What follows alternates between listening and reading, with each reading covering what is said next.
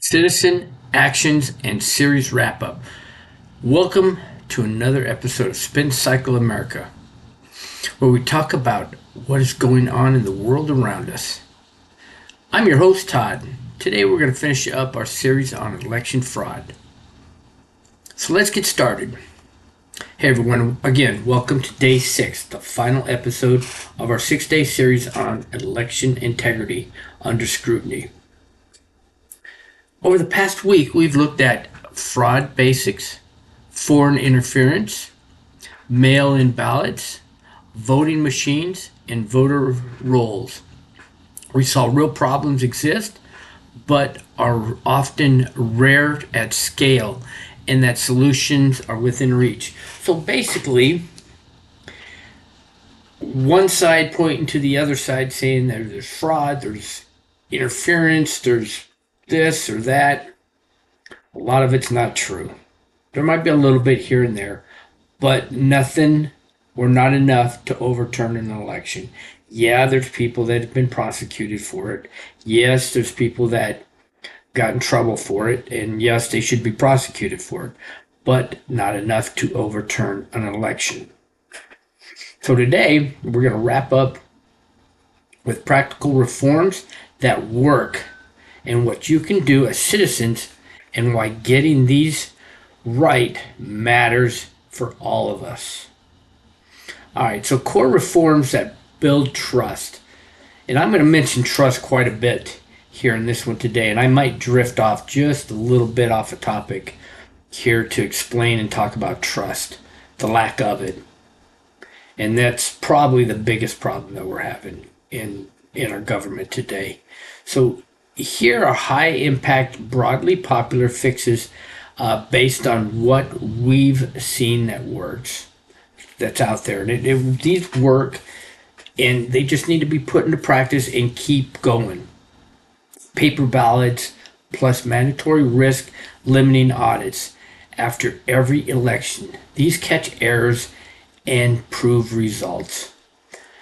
This next one here, all right, let's go ahead. Get your pencil, get your little button, your finger ready to push on that button there and put in the comments.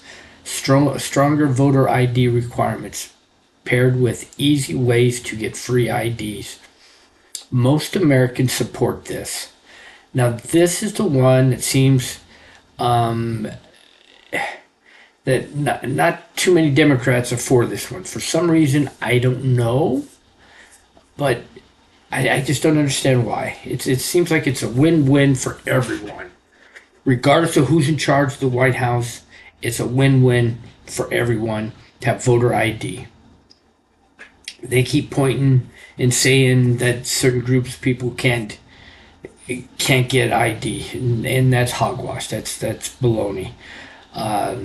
Here's some other things. Better mail ballot safeguards. In other words, signature verification with a secure process tracking and limits on harvesting where problems occurred. Okay. Clean, accurate voter rolls. Regular maintenance using reliable data sources with notice to voters. In other words, this stuff needs to be cleaned up. In other words, people that have moved, that needs to be fixed. People that have passed on, that needs to be fixed. So, and I get that. It's some people, they die just now, and then all of a sudden we have voter election coming up, or voters, elections coming up. We need it. There needs to be a way to fix that, and this is what and how it can be fixed. Chain of custody rules and security for ballots in machines. There needs to be a secure way to make those machines more secured. Again, they are not hooked to the internet, so we don't have to worry about most of them being hacked. Okay, because they're not into the internet. Severe penalties for fraud to detour cheating. In other words, if we think somebody's going to cheat, to prevent it, we might as well make severe penalties, make them worthwhile. Not just say, well, you're going to get your hand slapped if you cheat. States using combinations of these report fewer issues and higher confidence. The goal is secure and accessible elections. If this is a goal, then why is one party fighting the other ones this much or so much? I mean, it's unreal how much they're fighting each other. I mean, you can't click off the news without one party pointing the finger at the other party. It is unreal. Here's what you can do as a citizen. You don't need to be an expert to do this. Volunteer as a poll watcher or an observer. Parties and groups train people to watch counting legally. Make sure it's done properly. Both parties need to do this, not just the one party. But at the same time, your integrity will be called into question. So if you're a Democrat or a Republican, make sure you're doing it. Use your integrity. I mean, I'm sure everybody out there has integrity and don't want it to be called into question. So make sure you're doing it correctly. Support transparent reforms in your state. Contact legislators about audits, ID, and roll cleaning.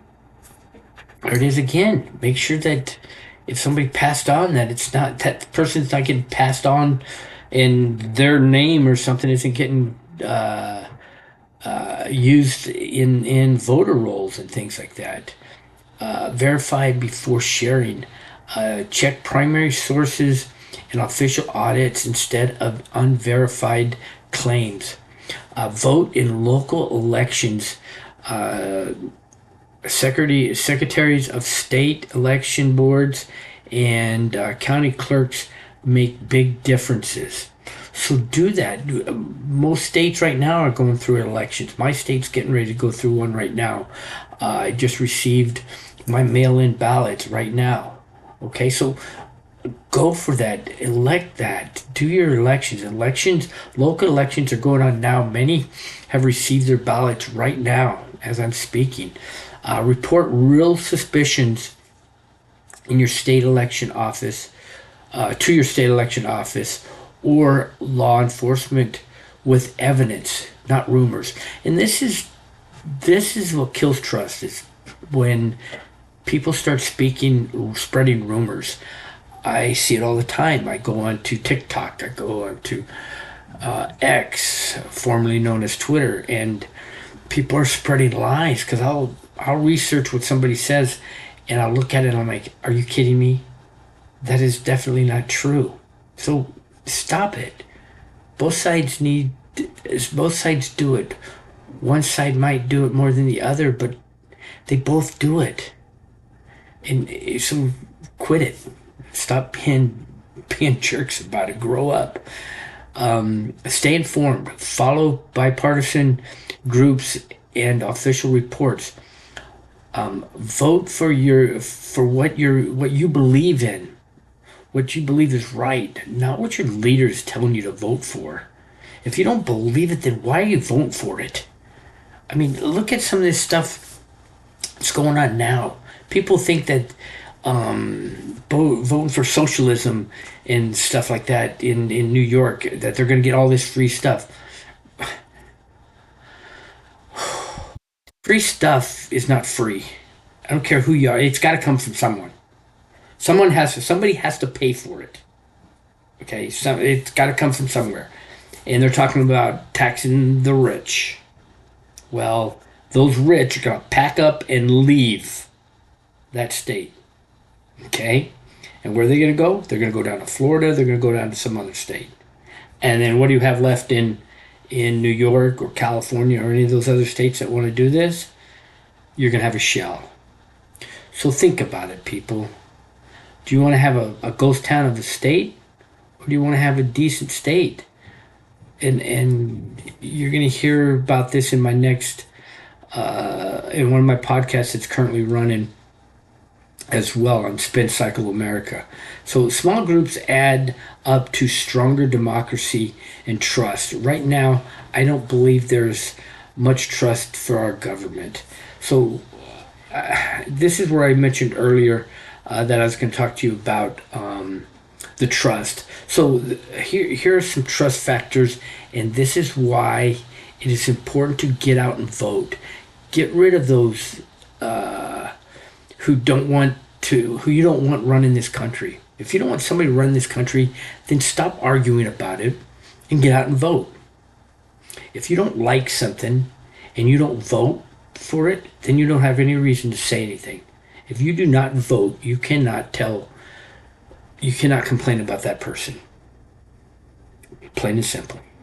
So recent polls, let me just throw a couple of facts out there, a couple of polls out there. Recent polls on the public trust in the U.S. federal government as of mid-2026. So public trust in the federal government remains near historic lows across major pollsters. And here are the most recent figures. Now, remember this, okay? So if the Democrats were a party, these numbers would be flipped, okay? But because the Republicans are in the party, they're this way here. But just think of it that way, okay? So 17% of Americans say that they trust the government in Washington to do what is right, just about always, and 2% or most of the time. So 15% for most of the time. This is consistent with the very low levels seen in recent years. Now, Partnership for Public Service, as of April 2025 survey, 33% of Americans say they trust the federal government, up slightly from 23% in 2024, but still low overall. So you can see none of those are even breaking 50%. Really? But you can see why nobody trusts anybody out there, because our government doesn't know how to work together. Trust levels for handling domestic and international problems hover in the low to mid 30s range for great deal to fair amount, with high, not very much to none at all responses. So trust is often bipartisan or partisan. It rises and falls depending on which party controls the White House, but overall has been low for decades. So this has been low for decades, okay? Not just because Trump is in power. It's been low for decades. That's plural, people. Plural. Decades. Okay? That means several decades. Younger Americans from Harvard Youth Poll, spring of 2026, show even lower trust at about 15% in the federal government. So you can see it doesn't matter who is in charge of the White House. We just need a government that can work together. They can't. They don't even know how to work together. The problem is that the two parties are like two parents getting a divorce. They spend more time fighting over custody of the kids, the people, you and I, instead of what's good for them. They could care less what's good for us. They don't care what's good for you or I. So if that's the case, then get out and vote. Vote for what you believe in, not what your leader says. I don't care if it's Trump, I don't care if it's Biden, I don't care if it's Obama, I don't care who it is. But vote for somebody you believe in, not what your leaders are telling you. Because most of you people out there are voting what your leaders are telling you. Most of you don't even go and look to see what your leaders say. You don't listen to the news. You sit there and go to these rallies because somebody with money is paying you to go to these stupid rallies. So we can vote them out of power. I know I drifted just a little bit from the subject a little bit, but I wanted to prove a point.